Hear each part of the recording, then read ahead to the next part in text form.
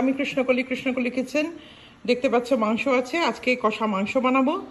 তো ইনগ্রেডিয়েন্টস দেখে নিই কী করে কি ম্যারিনেট করব, এখনও ম্যারিনেট করে নিই। তো কষা মাংসটা কি করে করছি দেখিয়ে দিই তোমাদেরকে। এখানে কিছু কাঁচা লঙ্কা আছে আর কিছু আমি থাই লাল লঙ্কা নিয়েছি, কাঁচা মানে এখানে থাই চিলি কিছুটা আছে, লালগুলো থাই চিলি, একটু ঝাল হয়। আর গ্রিন চিলিগুলো আছে কিন্তু অতটা ঝাল হয় না। এখানে আদা দেখতে পাচ্ছ, 3 ইঞ্চেস আদা, আর 1 মুঠো পুরো গার্লিক নিয়েছি, আমি রসুন নিয়েছি একসাথে। এখন 3টে ইনগ্রেডিয়েন্টসকে আমি ব্লেন্ড করব। ব্লেন্ড করে তারপরে আমি এই মাংসটা ভালো করে ম্যারিনেট করব। চলো ব্লেন্ড করে নিই। দেখতে পাচ্ছ আমি ব্লেন্ডারের মধ্যে এই যে দেখো, বাইরে থেকে দেখাচ্ছি, ব্লেন্ডারের মধ্যে দিয়ে দিয়েছি। হ্যাঁ, এর মধ্যে আরেকটা ইনগ্রেডিয়েন্টস দেবো, পেঁপে, যে কাঁচা পেঁপে আছে দিয়ে দিচ্ছি। জল দেওয়া আছে, ব্লেন্ড করে নেব। ঠিক আছে, ব্লেন্ড করে তোমাদেরকে দেখাচ্ছি। দেখো ব্লেন্ডারে ব্লেন্ড করে নিলাম, এখন সব দিয়ে দেবো।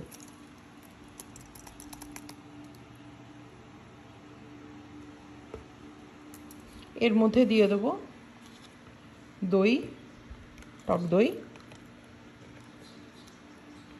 এই সার্ভিং স্পুনের দিলাম।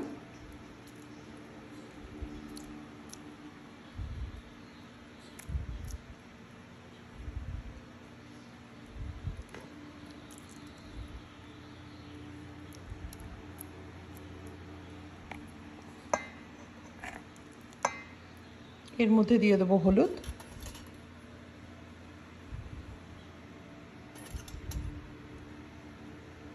তিন চামচ হলুদ দিলাম। এবার দেব সর্ষের তেল।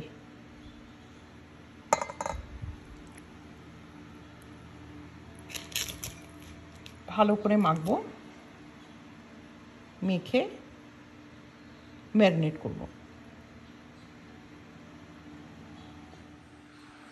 নুন দিলাম 2 চামচ, পরে আবার দেখে নেব।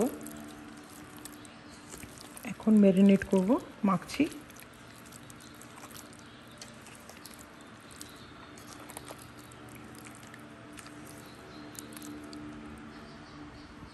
Hello friends, I am back. এই মানে কন্টেনারে আমি রান্না করব। এর মধ্যে দিয়ে দেবো এখন সর্ষের তেল, বেশি দেব না, অল্প দেব। তেজপাতা, একটা স্টার অ্যানাস, সিনেমন স্টিক 2টো, আর শুকনো লঙ্কা, ওই গোল গোল শুকনো লঙ্কাগুলো আছে সেইগুলো দিয়ে দিলাম 3টে, আর 1 চামচ জিরে দিয়ে দিলাম। দিয়ে এখন ভালো করে ফোড়নগুলোকে একটু ভালো করে ভাজা ভাজা করতে হবে। ভাজা ভাজা না করলে পর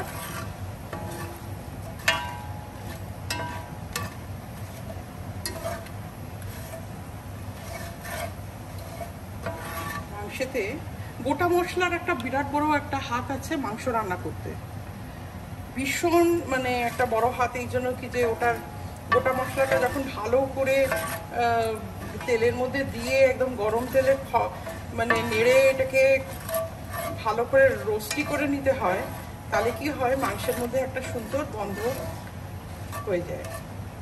আর তোমাদেরকে দেখিয়ে দিই, আমি মাংস দেখো ম্যারিনেট করে হয়ে গেছে। এই দেখো দেখিয়ে দিচ্ছি, মাংস খুব ভালো। এর মধ্যে এখন দিয়ে দেবো পেঁয়াজ, বড় একটা পেঁয়াজ দিয়ে দিয়েছি আমি, লম্বা লম্বা করে কেটে।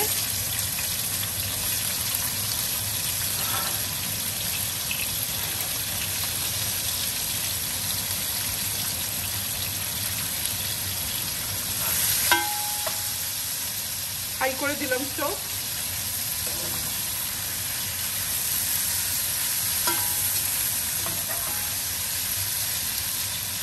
আরেকটা টিপস বলে দিই তোমাদেরকে, যখনই পেঁয়াজ ভাজা তাড়াতাড়ি করে করতে হবে, সবসময় ঢাকনা দিয়ে দিলে পর তাড়াতাড়ি হয়। যদি পেঁয়াজ ভাজতে 10 মিনিট লাগে, 5 মিনিটে ভাজা হয়ে যাবে যদি আমি ঢেকে দিই। এই যে দেখো, ঢেকে দিলাম, খুব তাড়াতাড়ি পেঁয়াজ ভাজা হয়ে যাবে। ফ্রেন্ডস, তোমাদেরকে একটু দেখিয়ে দিই, আমি যেটা বলেছিলাম, ঢেকে রাখলে পর পেঁয়াজ খুব তাড়াতাড়ি হয়। এই দেখো,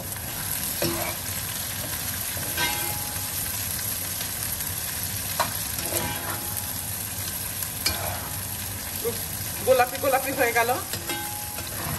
আবার একটু ঢেকে দেবো, একদম ভাজা ভাজা হয়ে যাবে 2-3 মিনিটের জন্য। বেশিক্ষণ পেঁয়াজ ভাজায় বেশি সময় লাগা উচিত না যদি ঢেকে ঢেকে বানাও, খুব তাড়াতাড়ি হয় ঢেকে বানানো। চলো ফ্রেন্ডস, দেখে নিই এবার পেঁয়াজ। বাহ, কি লাল লাল হয়ে গেছে পেঁয়াজটা একদম। তো এই টিপটা মনে রেখো তোমরা, যখনই রান্না করবে, save energy, save your time.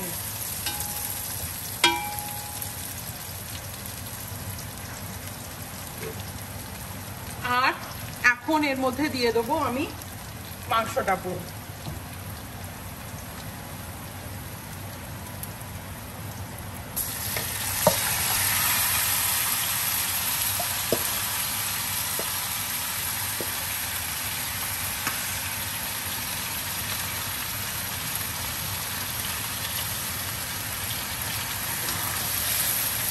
এখন ভালো করে নাড়বো।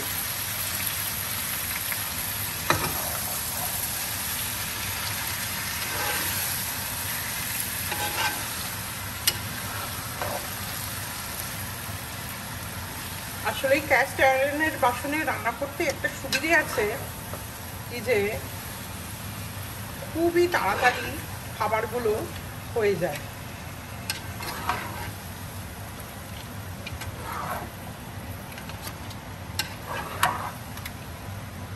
হাইতে করে দিলাম স্টোভ।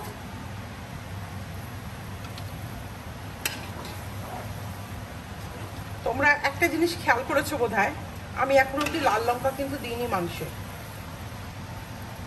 একদম কাঁচা লঙ্কা দিয়েছিলাম ব্লেন্ডারে, লাল লঙ্কা এক ফোঁটাও দিইনি।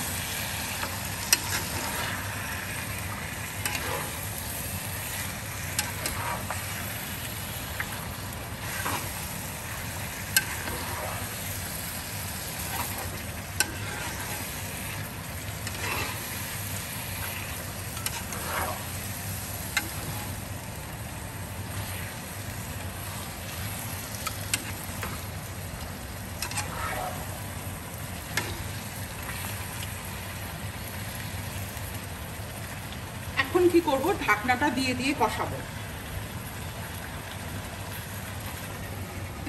এই দেখো, দিয়ে দিলাম। এখন মাংসটা কষতে থাকবে, আর এভরি 3 মিনিটস অন্তর অন্তর খুলে খুলে নাড়াতে থাকবো। একটু না নাড়ালে পর হবে না। আরেকবার চেক করে নেব।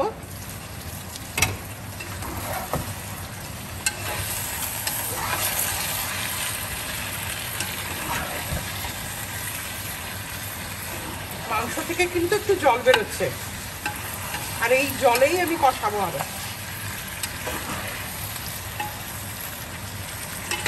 স্টোভটা কিন্তু আমার হাইতে আছে। 3-4 মিনিট অন্তর অন্তর ঢাকনা খুলে খুলে নাড়তে হবে।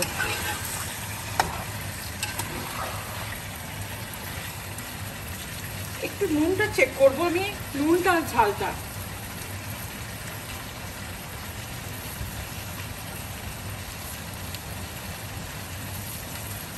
নুন আর ঝাল পরিমাণ একদম ঠিক আছে, না নুনের লাগবে না ঝাল লাগবে আরো। যারা একটু ঝাল খেতে পারো তারা একটুখানি আরও কাঁচা লঙ্কা বাটা দিয়ে দিতে পারলে ভালো, যারা মানে খেতে ভালোবাসো আরও একটু ঝাল, বেশি বেশি ঝাল। কিন্তু এই মাংসটা আজকে লাল লঙ্কা ছাড়াই হবে রান্না। আমি ঢেকে দিলাম,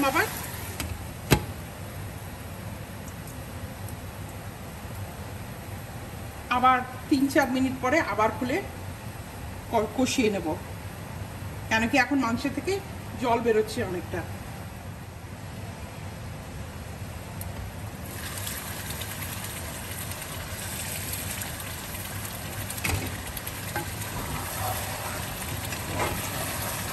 কারণ আসছি জল বেরোচ্ছে।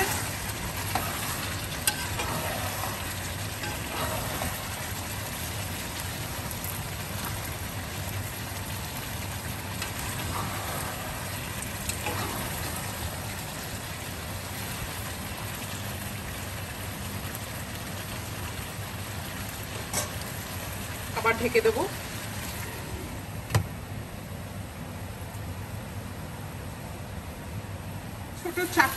ছোট ছোট চারটে টমেটো ছিল, সেই দিয়ে আমি পিউরিটা বানিয়েছি। দেখিয়ে দিই, এই যে ব্লেন্ডারে দিয়ে দিলাম।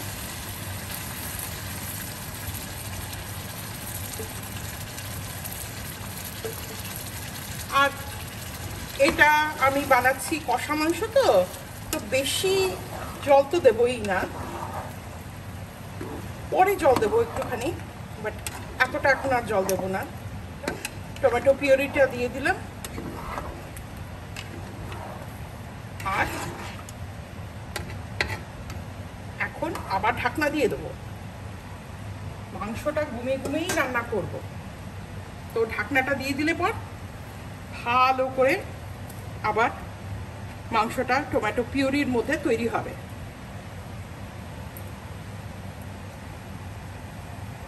ফ্রেন্ডস, এখন ঢাকনাটা খুলে ফেলবো।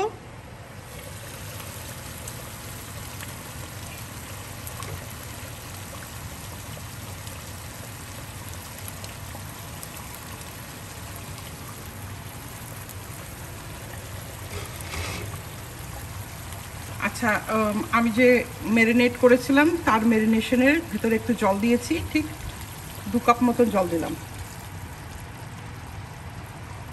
আর এর মধ্যে দিয়ে দেবো এখন আলু।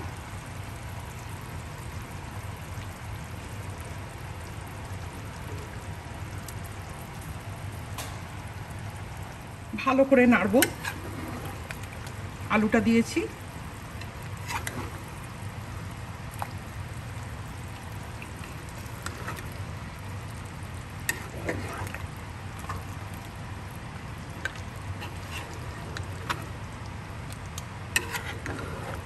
এই যে একটু জল দিয়েছি, এই জলের ভেতরেই মাংসটা আরও রেডি হয়ে যাবে, সেদ্ধ হয়ে যাবে। ঠিক আছে, এখন এইভাবে মিডিয়ামে রেখে দেবো স্টোভটা, আর তারপরে আমি ঢাকনাটা দিয়ে দিলাম। আস্তে আস্তে ঘুমে মাংসটা একদম রেডি হয়ে যাবে। Another 30 to 40 minutes. ফ্রেন্ডস, আমি এখন স্টার্ট করছি। আবার দেখতে পাচ্ছ এখন ফাইনাল টাচটা দেওয়া বাকি আছে এখনো। মাংস একদম রেডি, একদম রেডি। একটু হাতা দিয়ে নাড়বো।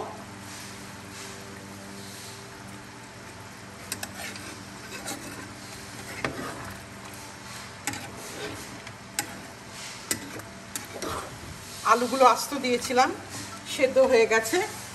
এর মধ্যে দিয়ে দেবো গরম মশলা।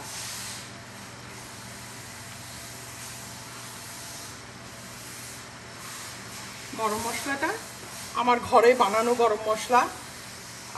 এর মধ্যে আমাদের বাঙালি গরম মশলা, মানে এলাচ, দারচিনি, লবঙ্গ দিয়ে বানিয়েছি, আর 2টো তেজপাতা বেটে বানিয়েছিলাম। তো আমি এই গরম মশলাটা ইউজ করে দিলাম, এর মধ্যে দিয়ে দিলাম, আর ভালো করে নাড়বো।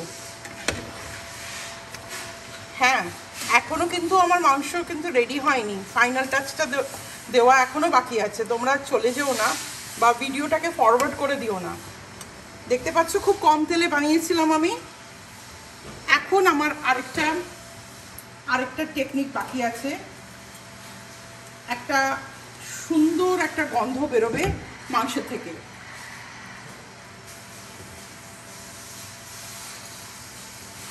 তো মাংসটা আমি একটু সাইডে করে দিলাম।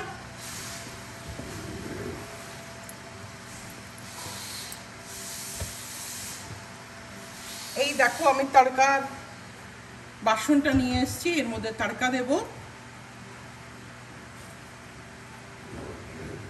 দেখতেই পাচ্ছ এর মধ্যে আমি 2 হাতা মতন সর্ষের তেল নিয়েছি। এখন গরম করছি সর্ষের তেল।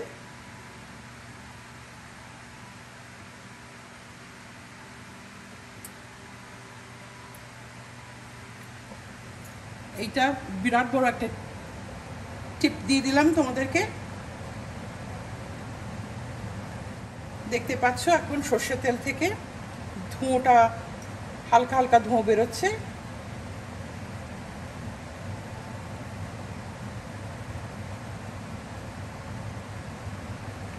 একটু হাত দিয়ে উপরে দেখে নেব। হ্যাঁ, গরম হয়ে এসছে। দিয়ে দেবো 1 চামচ হিং। দেখিয়ে দিই তোমাদেরকে। এর মধ্যে ঢাকনার মধ্যে 1 চামচ হিং নিয়ে নিয়েছি। দিয়ে দেবো 1 চামচ হিং।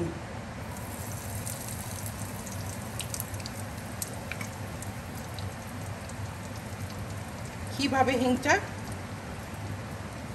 এবার হাইতে করে দিলাম।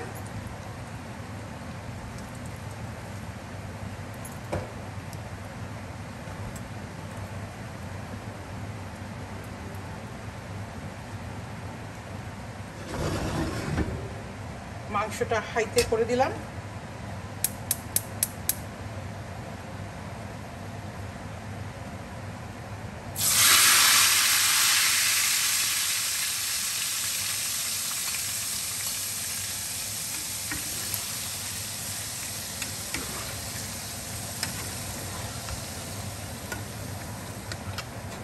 কষা মাংস রেডি।